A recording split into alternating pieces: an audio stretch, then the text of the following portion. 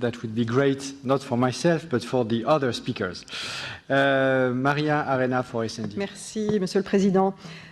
Comme l'a dit ma collègue, dans le cadre du Green Deal, je salue bien entendu l'ambition de la Commission d'aller vers un objectif zéro pollution et un environnement non toxique. C'est dans ce cadre-là que nous travaillons dans le cadre de la stratégie chimie.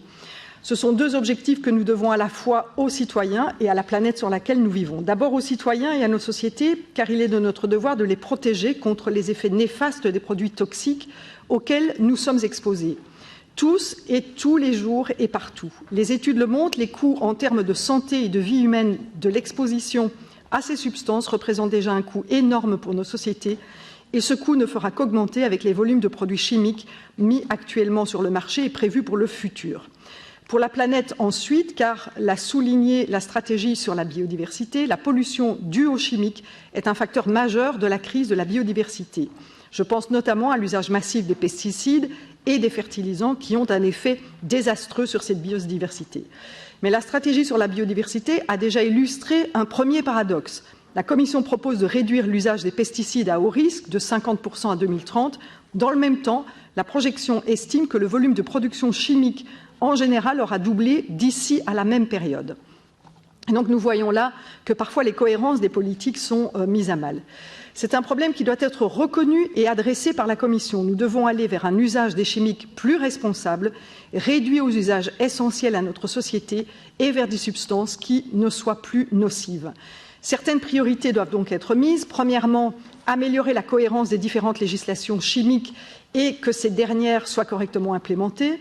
Il faut également accélérer le processus d'évaluation des substances, notamment grâce à la généralisation de l'approche groupée, comme ma collègue l'a dit.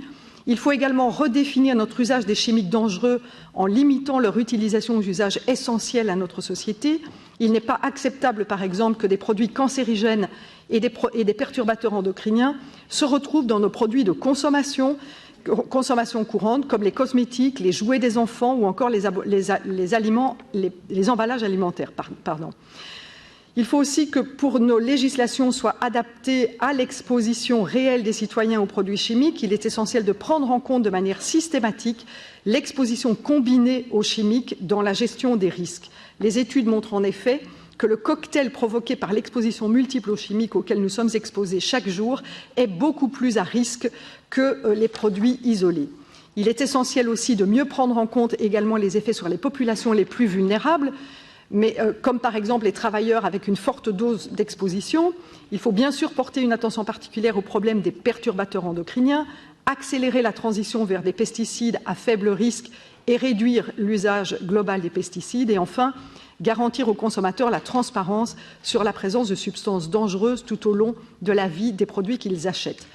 L'industrie chimique joue bien sûr un rôle important dans l'économie européenne, mais l'objectif de cette stratégie doit rester la protection de la santé et de l'environnement. Il faut accompagner l'industrie dans une transition vers une chimie plus durable, non toxique et tournée vers l'économie circulaire. Merci. Merci beaucoup.